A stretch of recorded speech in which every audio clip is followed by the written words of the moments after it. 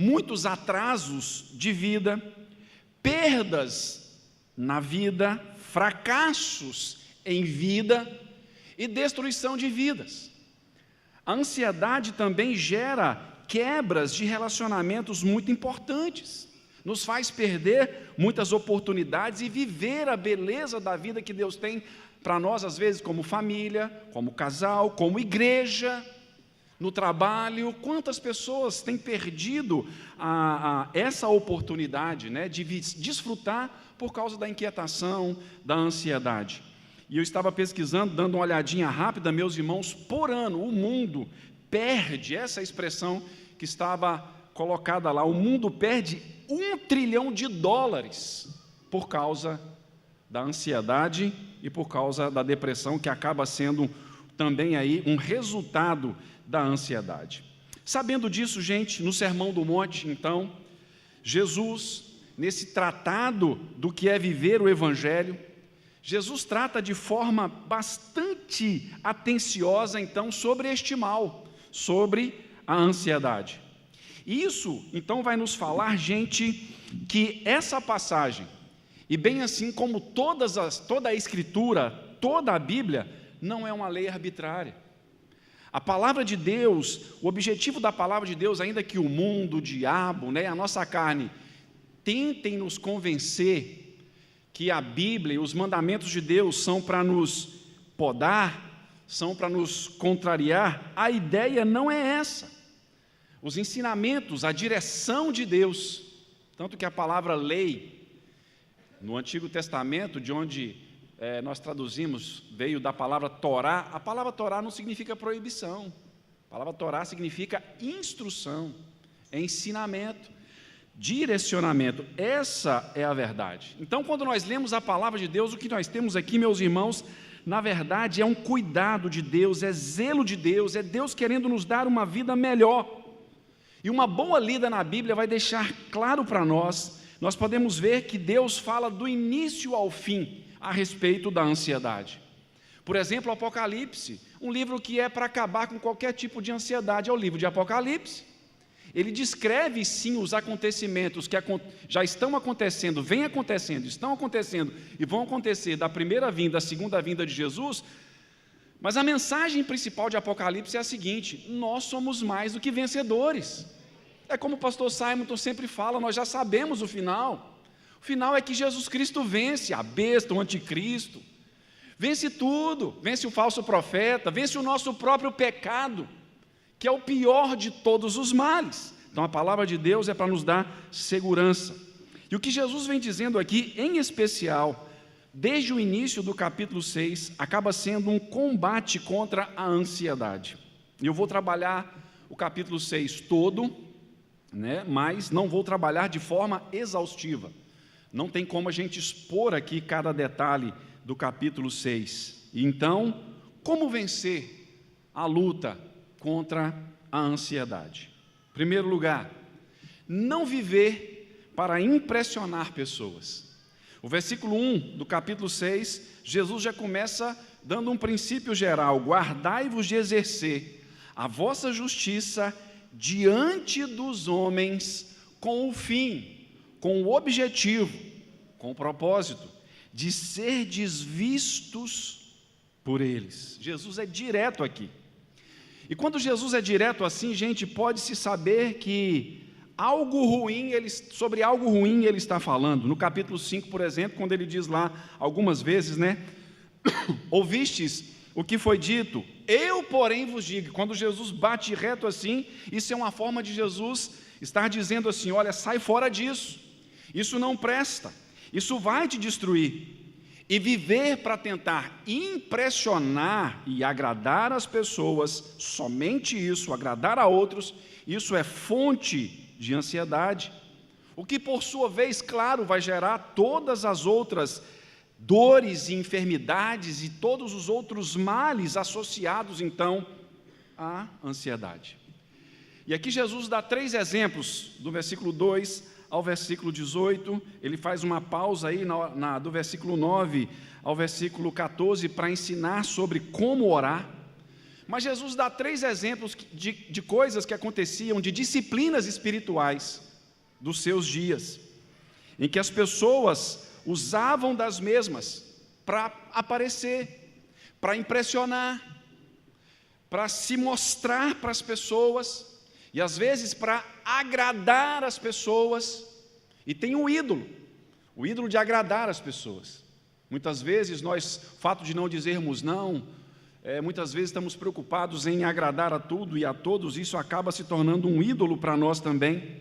Jesus fala do socorro, né, que são as esmolas. Jesus não está falando só dessas esmolas no sinal, ou na porta ali do Carone, na porta do Delira, na porta de outros comércios, em que as pessoas já ficam ali, né, propositadamente para tentar auferir alguma coisa das pessoas, né? E às vezes alguns falam assim, já ouvi pessoas dizer, você acha que é fácil estar aqui pedindo? Mas, meus irmãos, também não é fácil viver a vida e chegar lá no mercado e ver que o arroz está R$40, ver que a batata está quase R$13. Eu entendo, né, porque eu sou fazedor de compra lá em casa, então eu ando manjando. Tomate, né, já R$9,99, não é?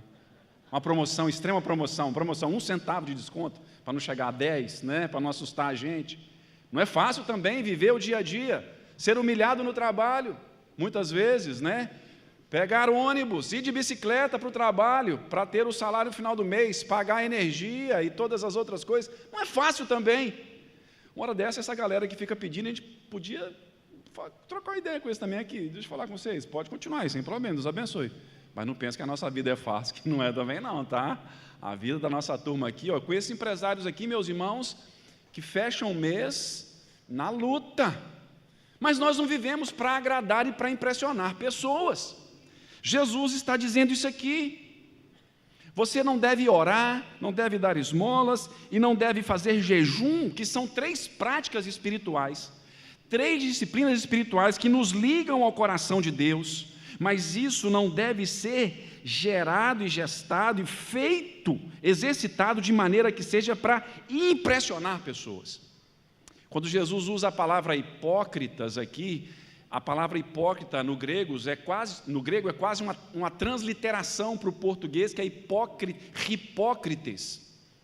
E o hipócrites era o nome que se dava para os atores que atuavam em peças, principalmente no mundo grego, mas já tinha chegado lá na Palestina naqueles dias por causa da influência de Alexandre o Grande, quando a Grécia dominou todo mundo no 4º século antes de Cristo. Jesus estava dizendo, as pessoas que oram e jejuam e dão esmolas para impressionar, eles não são de verdade, eles são atores.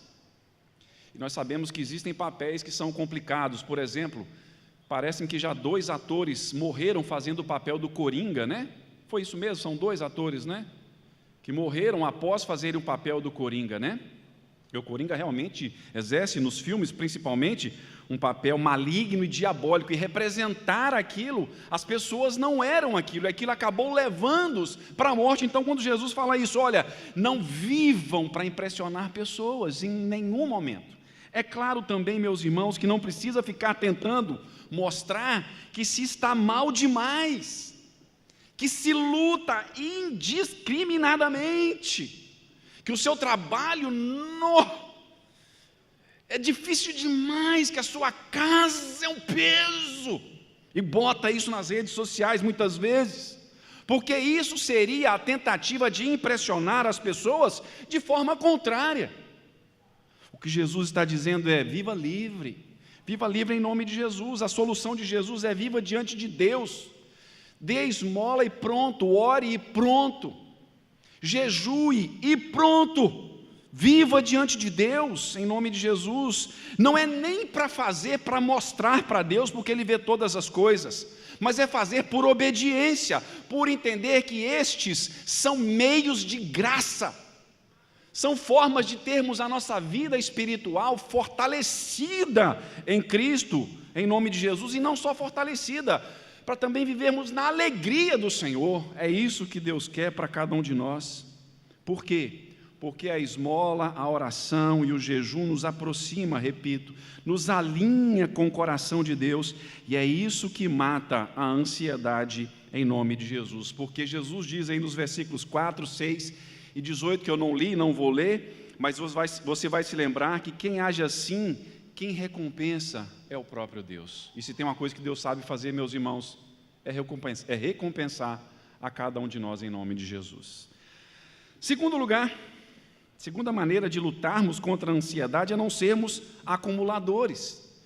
No versículo 19 do capítulo 6, Jesus começa dizendo: não acumuleis para vós outros tesouros sobre a terra, onde a traça e a ferrugem corroem, e onde ladrões escavam e roubam.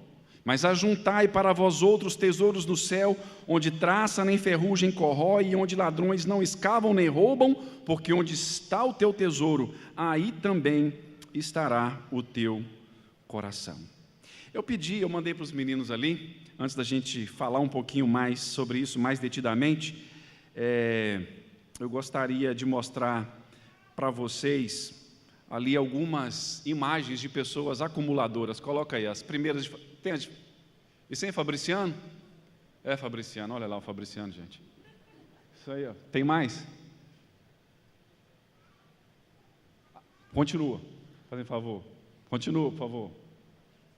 Olha isso. É um quintal de uma casa lá de Fabriciano. Tem mais? Olha isso. Por que eu peguei? Isso saiu no Instagram essa semana lá da Prefeitura de Fabriciano, do qual eu sou seguidor assíduo, né? Óbvio, né? Não poderia perder. Mas está uma crise grande, né, Suelen, Marcelo, de zika, chikungunya e dengue lá. Está uma coisa terrível, horrorosa lá. E uma das razões para isso acontecer é isso. Pessoas acumuladoras. Tem uma outra matéria também. Aí já é da CNN, não assisto CNN não, tá, gente? Uma operação para a retirada de lixo e entulho no imóvel da família, olha lá, no interior de São Paulo. O caso aconteceu em Araçatuba, cerca de 500 quilômetros da capital. Os dois chegaram a agredir um guarda municipal que acompanhava a limpeza. A Secretaria de Assistência Social da cidade acredita que os moradores sofrem de transtorno de acumulação compulsiva, o que dificulta uma pessoa a se desfazer de bens materiais.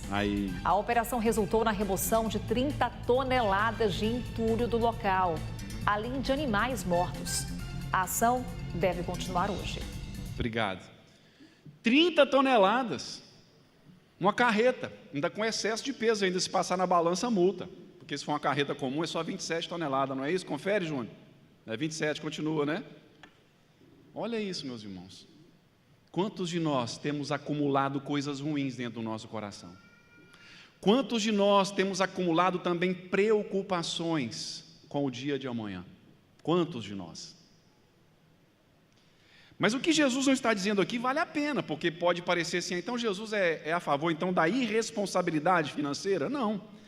Primeiro, Jesus não está dizendo aqui nesse texto que ele está dizendo que não há maldição nos bens e em possuí-los, porque vemos servos de Deus em todas as Escrituras, tanto no Antigo quanto no Novo, que eram pessoas de posses, e alguns até ajudavam no ministério de Jesus. A Bíblia não está dizendo de jeito nenhum que é errado economizar para dias difíceis, inclusive até ensina isso em Provérbios 6, de 6 a 11, quando fala da formiga, de ser trabalhadora e de ser precavida, previdente. Jesus também não está falando que é errado desfrutar as boas coisas que Deus criou. O Salmo 24 diz que do Senhor é a terra e toda a sua plenitude. Então nós podemos e devemos, sim, de vez em quando nos dar ao luxo de ir a algum lugar, né? Que tem gente que vive tão economizando, não vai nem no delírio um dia comer a pizza com a família, né? Tem uns, aquilo que aconteceu, né, semana que o pastor Paulo Júnior falou semana passada, que eu fiquei pulando de alegria, porque eu também penso assim, tem gente que sai a turma, né, ele até classificou os 3 lá, não tem essa capacidade de fazer isso não, mas um me chama a atenção, que é aquele que na hora de dividir a conta, divide centavo por centavo e tem até os trocadinhos centavo no bolso, caso falte lá alguma coisa da parte dele, ele põe um centavo dele e ponto. Meus irmãos, Tem gente que não faz isso. Não é isso que Jesus está falando aqui de não acumular. E às vezes alguns dizem, não, mas Jesus falou que não é para acumular, né, os bens e tal. Não é isso. Agora, meus irmãos, o problema disso é que isso gera ansiedade. E ao gerar ansiedade, o acumular acaba então gerando ansiedade. E aí então Jesus diz, não acumuleis tesouros sobre a terra. Bem, ótimo, é simples assim, é só fazer não, sendo que o problema do viciado, do doente, é parar de ter um comportamento adoecido, é não acumular e pronto. Jesus não é esse tipo de mestre, que dá uma sentença, que dá um direcionamento, uma ordem, e pronto, acabou. Não, ele dá a ordem, mas também dá o caminho para a solução. Isso vai envolver, lógico, aí o nosso coração. E ele coloca dois pontos nesses versículos. Primeiro, a solução está: lembrar da fragilidade das coisas. Os ladrões roubam e a traça e a ferrugem corrói. Ou seja, a quebra de uma bolsa de valor de qualquer país aí quebra a poupança aqui no Brasil. O plano Collor matou um pouco de gente lá nos idos da década de 90, se não me engano, não me falha a memória, né? Acho que em 1990 exatamente, né? E outras coisas mais, né, que a gente vê que, infelizmente, pode acontecer um plano econômico novo, sei lá, alguma coisa pode acontecer, ou as próprias coisas estragam. Achei muito interessante o caso que eu ouvi de uma família que morava nos Estados Unidos, assim, quando saíram daqui com muita dificuldade, e quando chegaram lá, começaram a ganhar um dinheiro, aí resolveram comprar carro zero. Quem nunca tinha comprado um carro zero no Brasil, comprou, mas deixou guardado na garagem, ninguém podia andar, e passaram-se 5 anos desse carro ali na garagem, ninguém podia pegar, né, porque a pessoa acumuladora, né? Depois de 5 ou 6 anos, quando conseguiu voltar a primeira vez que foi fazer esse carro funcionar, não deu certo, teve que vender o carro para o ferro velho. Olha isso, as próprias coisas se corroem, se destroem, de maneira que quando nós vemos aqui que, quando Jesus proíbe sermos acumuladores, Jesus está tentando dizer para nós, não precisa, porque as coisas acabam. E outro remédio é agir com generosidade, ou seja, repartir, socorrer, compartilhar bens e valores. E aí nós vemos, meus irmãos, uma coisa que nos protege da ansiedade, é sermos dizimistas e ofertantes. Já começa por aí. Deus é zeloso. Todo dizimista e todo ofertante tem razões para descansar em Deus, porque isso já começa com generosidade e outros tipos mais de generosidade. A gente precisa lembrar que sempre quando Deus nos ordena para repartir, como Jesus fez lá na multiplicação dos pães, Ele disse o seguinte: olha, podem repartir, cadê? O que vocês vão fazer? Porque lá diz em João, ele sabia o que ele estava para fazer, ele ia prover os recursos, de modo que a mão que está aberta para doar, é a mesma mão que está aberta para Deus encher e colocar as suas bênçãos, então não precisa acumular. Isso aqui, meus irmãos, eu vou aplicar não só no sentido financeiro, mas eu vou dizer que tem gente que é acumulador de bom dia no elevador, não dá um bom dia para ninguém. Aqui é um pouco normal, não é? Tem gente que acumula mágoas, acumula não, isso gera ansiedade mata. Terceiro lugar, nós vamos ver aqui também que nós lutamos e vencemos a ansiedade, não vivendo para impressionar e agradar pessoas, não viver com pessoas na nossa mente, mas viver diante de Deus, não sermos acumuladores, mas sermos generosos, temos uma visão positiva da vida. Versículos 22 e 23 dizem, são os olhos a lâmpada do corpo. Se os teus olhos forem bons, todo o teu corpo será luminoso. Se, porém, os teus olhos forem maus, todo o teu corpo estará em trevas. Portanto, caso a luz que há em ti sejam trevas, que grandes trevas serão. Ao falar aqui sobre olhos como lâmpadas, olhos bons, Jesus está falando do desenvolvimento da capacidade de ver a vida de forma iluminada, de forma positiva ou positivada, se podemos assim dizer. Na verdade, a expressão melhor é iluminada. Eu fiquei com medo de colocar essa expressão iluminada e causar um entendimento um pouco espiritualista, né, do lado contrário, do lado errado da vida espiritual. Mas a ideia seria isso, porque luz na Bíblia significa o bem moral. Ou seja, é pedir a Deus para conseguir ver nas circunstâncias a presença dEle. É como José do Egito. José do Egito, lá quando se manifesta, se revela aos irmãos no capítulo 45, ele diz o seguinte: para a conservação da vida, Deus me enviou adiante de vós. Assim não fostes vós que me enviastes para cá, e sim Deus. E depois lá no finalzinho do livro de Gênesis, capítulo 50, nós vemos que ele diz: na verdade, vós intentastes o mal contra mim, porém Deus o tornou em bem. José viu na maldade dos seus irmãos em vendê-lo como escravo. Ele viu aquilo não a maldade meramente, mas ele viu que Deus o estava enviando. Gente, isso mata a ansiedade. Quando vivemos situações de dor, de traição, pessoas que não compreendem, pessoas que tentam nos prejudicar, de repente, meus irmãos, essas pessoas, se conseguimos olhar isso da perspectiva de Deus, em nome de Jesus, Deus está nos promovendo, nos colocando para frente em nome de Jesus. Lembro do pastor Simon pregar isso lá em Fabriciano, quando ainda adolescente, quando a pessoa puxa o nosso tapete, ela nos ajuda a dar um salto maior do que na caminhada normal. Os olhos bons se referem a isso, a essa capacidade de conseguir enxergar que há sim luz nas trevas, que há ganho nas perdas, que há crescimento nas quedas, e que há avanço nos obstáculos, e que Deus faz flores e rosas nascerem nos pântanos da nossa história e da nossa vida. Quarto lugar, para vencer também aí a ansiedade, é importantíssimo não termos a alma dividida.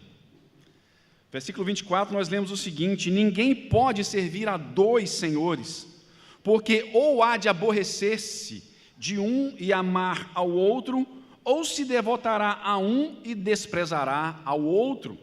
Não podeis servir a Deus e às riquezas. Quando Jesus fala aqui de servir a dois senhores, meus irmãos, Jesus está falando aqui da nossa alma, que ela precisa ser leal, fiel, e que a adoração não pode ser dividida, porque nós nos tornamos aquilo que nós adoramos. Nós não podemos ser divididos entre dois deuses, precisamos ser inteiros. Tiago mesmo diz que uma alma dividida é como a onda do mar, que é impelida e agitada pelo vento, que não está nem na areia direto e nem está lá no oceano de maneira completa, ou seja, ela está dividida. E a vida vive agitada, além da agitação que causa o fato de sermos divididos, de termos lealdades divididas. Dividir a nossa lealdade, dividir aí a nossa adoração com mais de um Deus produz muita ansiedade, pois isso não alcança nada, diz o texto de Tiago. Não pense tal homem que alcançará alguma coisa de Deus, homem de ânimo dobre, inconstante em todos os seus caminhos. E nós descobrimos aqui que a alma dividida é isso, é inconstância. Tem gente que quando a coisa aperta, não perde um trabalho da igreja, vem todos. Mas quando a coisa começa a melhorar, já começa a ter algumas outras prioridades. E às vezes nós dividimos a nossa prioridade até com coisas boas. Mas, meus irmãos, desculpa, eu vou abrir meu coração aqui.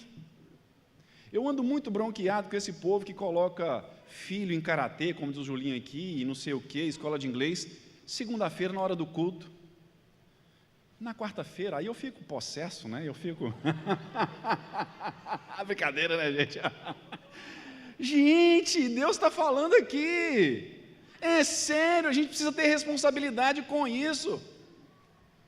O C.S. Lewis, gente, escreveu grandes obras, a maioria dos nossos aqui sabem o cristão que foi e é, né, o C.S. Lewis, assim, com as suas obras até hoje. C.S. Lewis falava que ele tinha dificuldade de ir nos cultos da igreja, porque ele achava às vezes a música não era tão boa, o pessoal que tocava não era tão preparado. Não é o nosso caso, né? Porque é exclusivamente, um parênteses que me ajuda a lembrar que estou falando do C.S. Lewis. Nosso louvor está importado, né? Tião da Alemanha e o Fred do Canadá, né? Além da nossa equipe fera e maravilhosa. Mas o C.S. Lewis falou que não perdia um culto. Todos os dias que a sua igreja anglicana ainda, hein? abrir as portas, lá em Oxford, ele ia. E ele disse que era uma honra para ele chegar lá e ver um senhor que ia também, um senhor já de idade, que ia nos cultos, chegava lá com a bota suja. E ele dizia: eu não sou digno de limpar a bota daquele santo.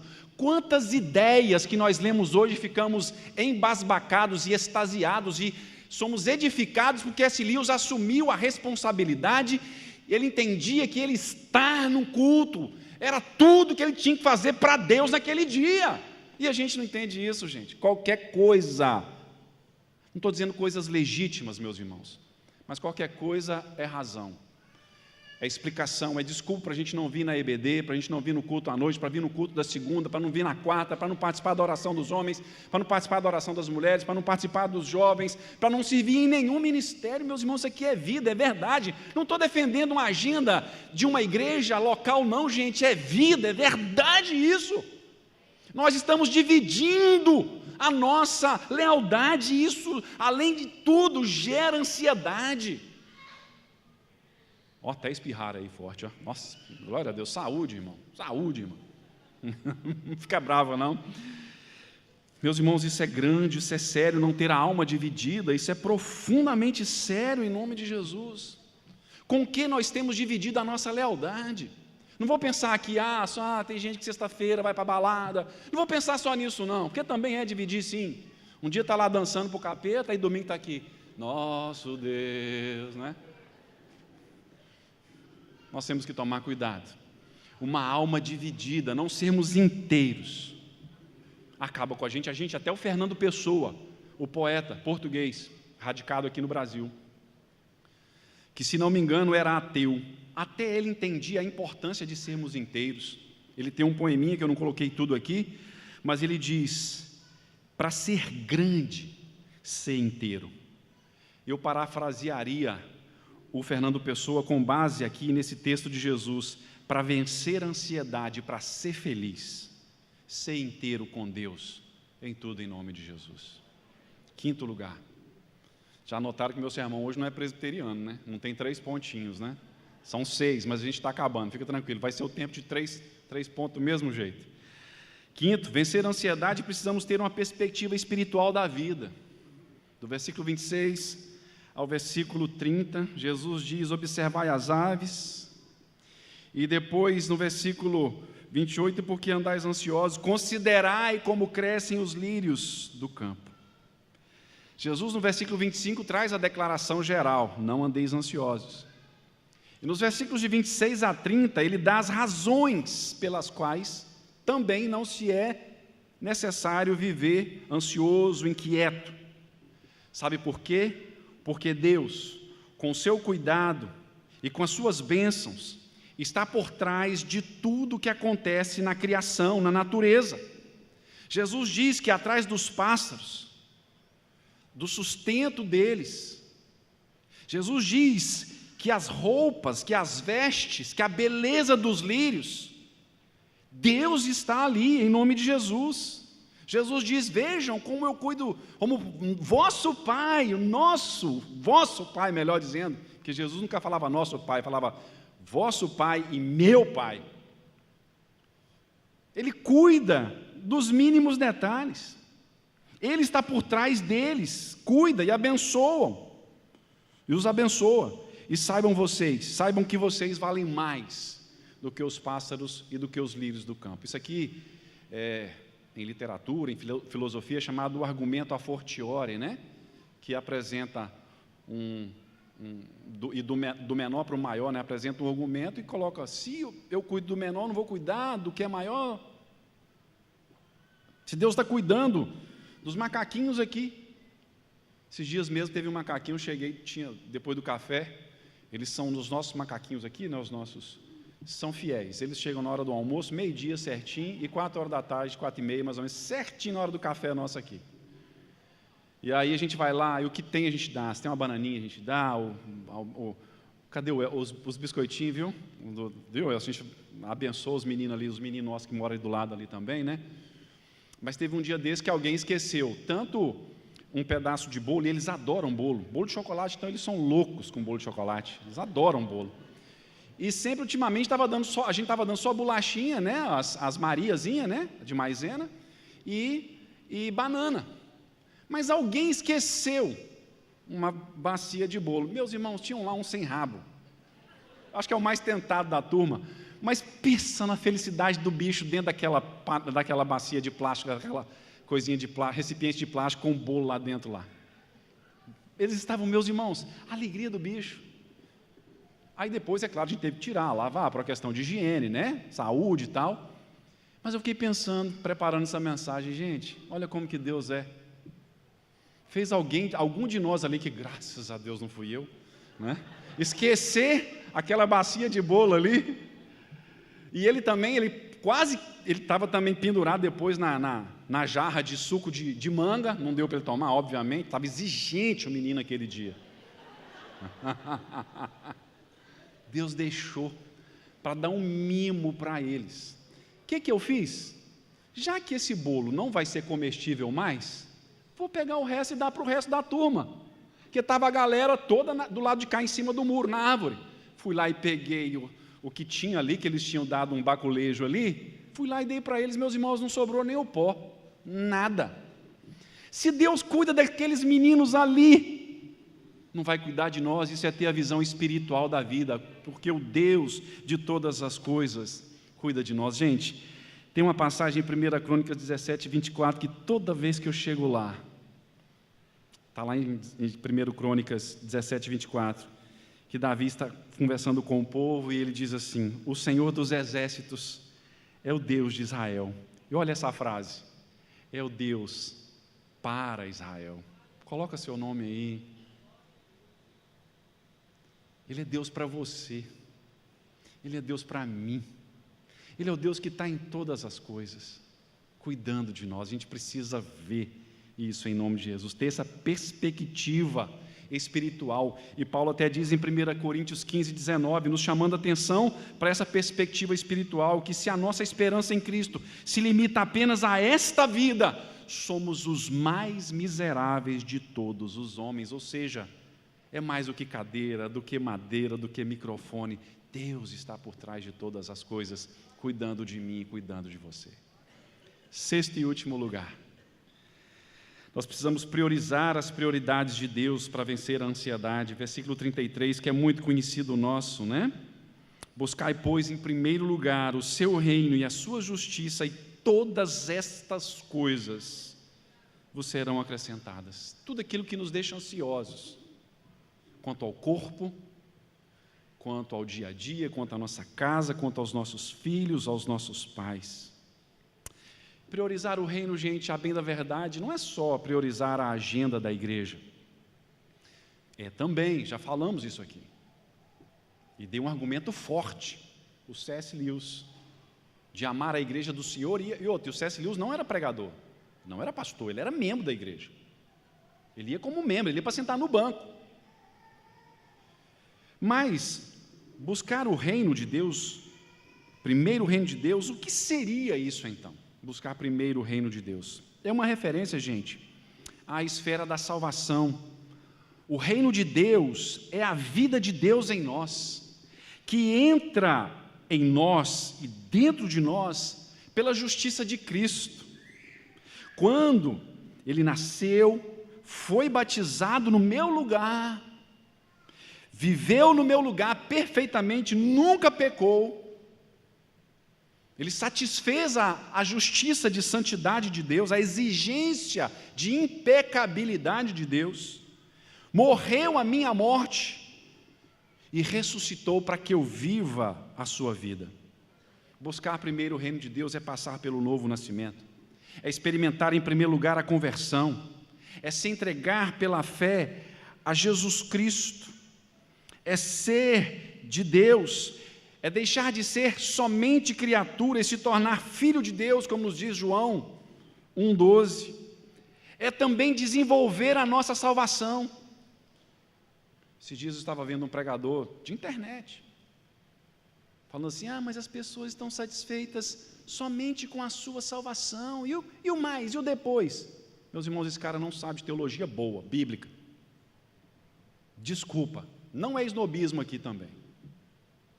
A Bíblia, o que ele estava dizendo é o seguinte: eu já não vou para o inferno mesmo, já aceitei Jesus, coloquei meu nome na igreja, fui lá um dia, batizei, então já vou para o céu mesmo, agora eu posso viver de qualquer jeito.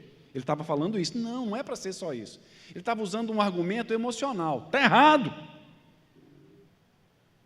Sabe por quê? A Bíblia usa o verbo da salvação, do salvar, nos 3 tempos. A Bíblia diz que eu fui salvo na justificação, lá quando Jesus cumpriu toda a justiça por nós, quando Ele nasceu, viveu, morreu, ressuscitou e foi assunto aos céus. Quando eu creio nisso, eu fui salvo. E aí eu estou sendo salvo, e eu serei, que aí esse estou sendo salvo tem um nome, é santificação. E eu serei salvo, que a Bíblia dá um nome também, que é a glorificação, é quando Jesus voltar.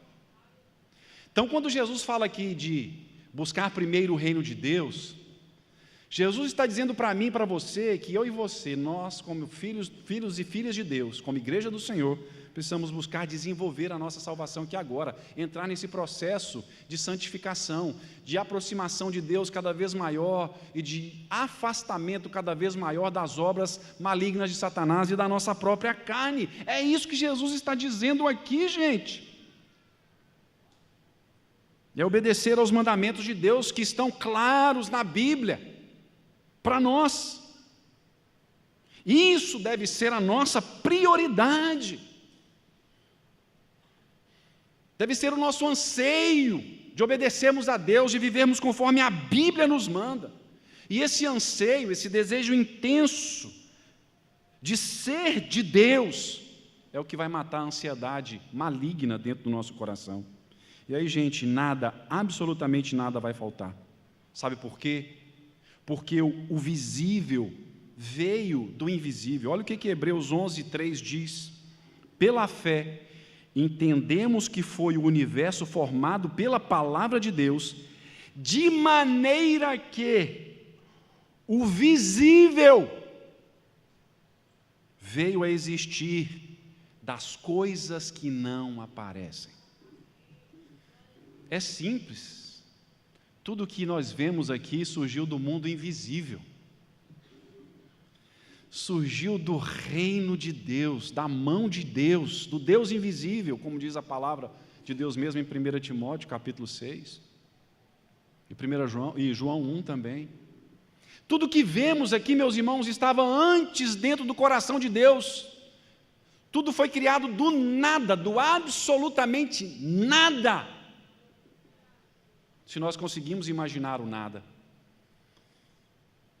O visível veio a existir disso, ou seja, o invisível precede o visível. Se eu quero ter uma vida tranquila em Deus, eu tenho que buscar o primeiro reino invisível de Deus, da minha salvação, da minha obediência, da minha santificação, do meu relacionamento íntimo de obediência profundo com Deus. Daí sim, as coisas visíveis vão nascer, vão desabrochar, vão fluir. E nós seremos felizes e não seremos ansiosos. Em nome de Jesus. É isso que Deus quer para mim, isso que Deus quer para cada um de nós. E eu concluo, meus irmãos. Burke Parsons diz o seguinte: se você não crê na soberania de Deus, você tem toda a razão para se preocupar. Aí eu abri um parêntese aí, ficar ansioso sobre o hoje e sobre toda a vida. E nós vimos aqui hoje no capítulo 6, que Deus, em sua soberania, que nós precisamos acreditar, diz que para vencer toda a ansiedade, eu preciso viver na presença dEle, não para impressionar pessoas meramente, seja para o lado positivo, seja para o lado negativo, porque tem gente que quer impressionar também para o lado negativo, é viver diante de Deus. Deus me diz para não ser um acumulador, não só de bens materiais, mas ser acumulador de preguiça, de indiferença, de distanciamento, de afastamento, de fugimento, de fugir, Vou inventar uma palavra aqui. Não sermos acumuladores. Nós vimos aqui que nós podemos sim, em Cristo Jesus, ter uma visão iluminada, positiva, ver sempre nas circunstâncias algo que Deus está fazendo maravilhoso por trás de toda aquela tragédia, de toda aquela dor ali. Nós vimos que nós podemos viver de forma inteira com a nossa vida, a nossa alma, a nossa fidelidade diante do nosso Deus. E a alma aqui inclui alma e corpo, tá, gente? É junto. Dividir alma e corpo morre, porque morte é isso, é divisão de corpo e alma. Enquanto se está vivo, nós somos uma unidade psicossomática. É ter uma perspectiva espiritual da vida, é ver em todas as coisas a mão de Deus, a ação de Deus, não Deus, não é? Porque nós não somos panteístas. O panteísmo diz que Deus é tudo, tudo é Deus. Errado, mentira, maligna.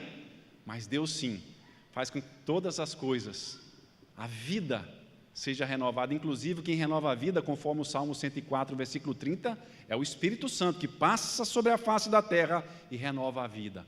O oceano está assim, nós temos uma explicação nossa para isso, as correntes marítimas e não sei o quê, mas tudo isso é o nome que nós damos para o que a Bíblia chama do Espírito de Deus, que renova a vida sobre a face da terra. As plantas no seu lugar, todas as coisas, o oxigênio, né, o ar que nós respiramos, a água, os rios que correm, tudo isso depende dele. Ter essa perspectiva espiritual da vida.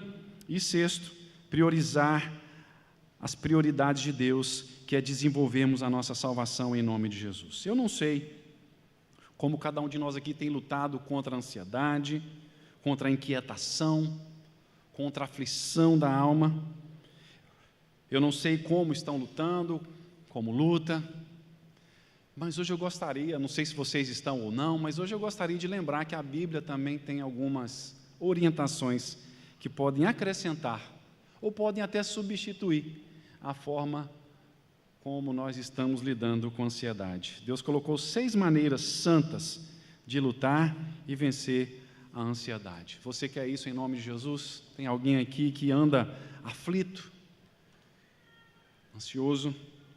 Que Deus nos ajude a vivermos essa realidade em nome de Jesus. Amém e amém. Vamos encerrar. Assentados como estamos, eu quero fazer um apelo.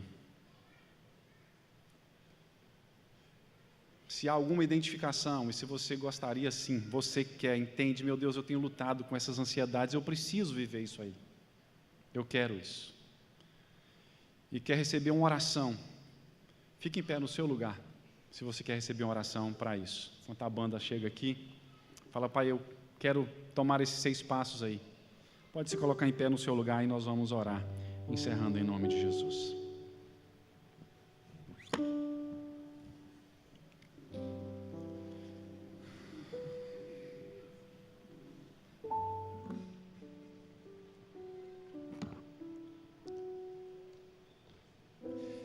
Senhor nosso Deus, nosso Pai querido, obrigado, ó Pai, pela doçura da sua palavra, pela praticidade, pela pertinência da sua palavra para nós. Obrigado, Jesus, obrigado mesmo.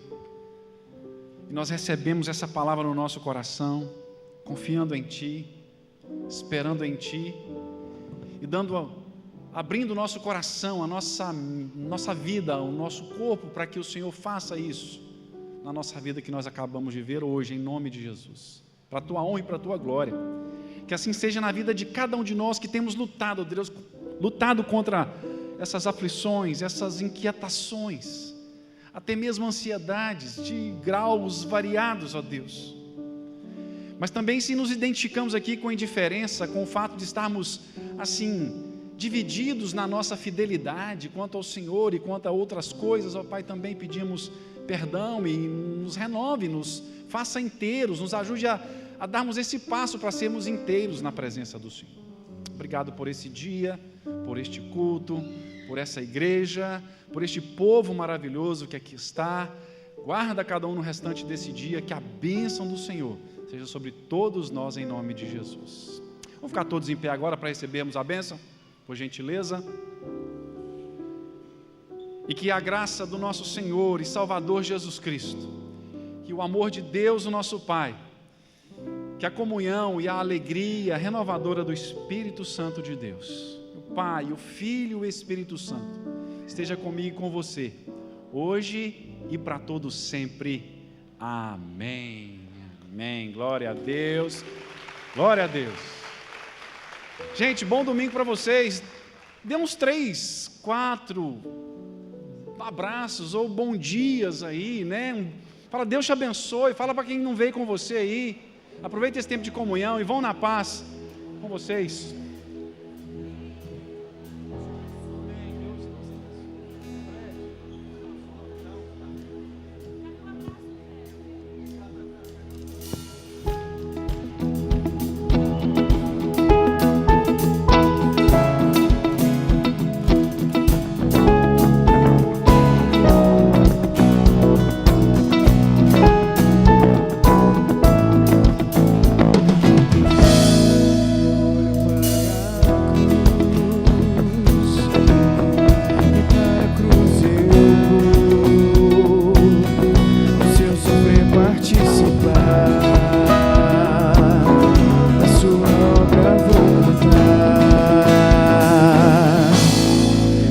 Salvador,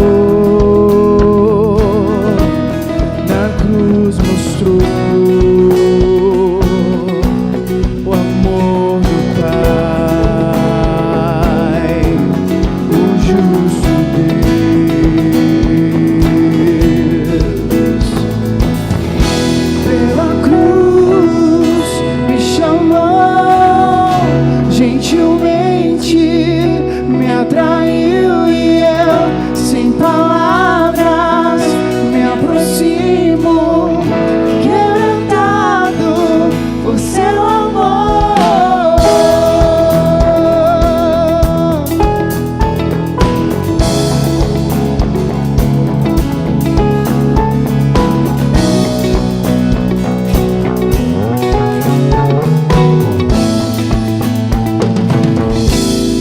Imerecida vida, de graça e